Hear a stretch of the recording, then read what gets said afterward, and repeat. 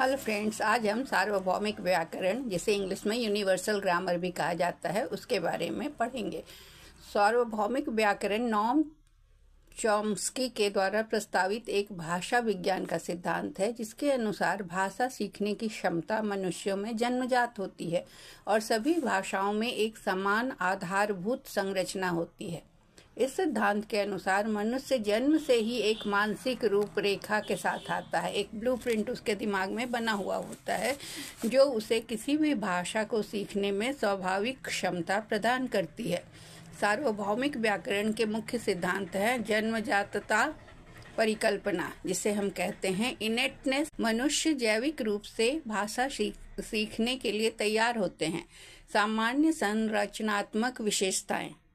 सभी भाषाओं में गहराई से देखने पर कुछ समानताएं पाई जाती हैं। भाषा अधिगम यंत्र, जिसे कहते हैं लैंग्वेज एक्विजिशन डिवाइस या एलएडी, एक काल्पनिक मानसिक प्रणाली जो बच्चों को स्वाभाविक रूप से भाषा सीखने में मदद करती है। महत्वपूर्ण काल परिकल्पना क्रिटिकल पीरियड। भाषा सीखने के लिए बचपन का एक आदर्श समय होता है, जिसके बाद इसे सीखना कठिन हो जाता है। सार्वभौमिक व्याकरण का उदाहरण है वाक्य संरचना, सेंटेंस। अलग अलग भाषाओं में शब्द के क्रम अलग हो सकते हैं, लेकिन सभी में कुछ मूलभूत तत्व होते हैं।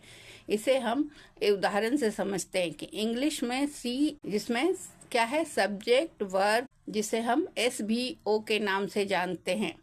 और हिंदी में क्या हो जाता है, हिंदी में वह सेब खाती है, जिसमें सब्जेक्ट पहले आता है, फिर ऑब्जेक्ट, फिर वर्ब, तो इसमें SOV होता है।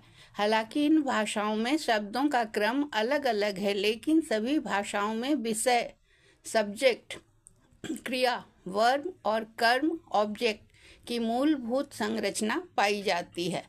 दूसरा, हम नकारात्मक वाक्य देखते हैं, नेगेटिव सेंटेंसेस। इसमें अलग अलग भाषाओं में नकारात्मकता जो होती है, नेगेशन को व्यक्त करने के तरीके भले ही अलग हों, लेकिन सभी में एक सामान्य नियम होता है।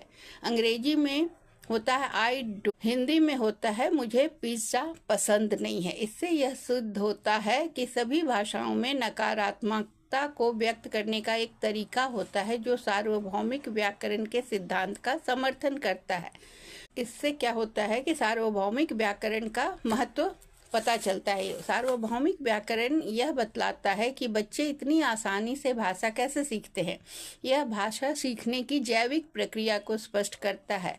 यह भाषाविदों को विभिन्न भाषाओं की तुलना करने और उनमें समानताएं खोजने में मदद करता है।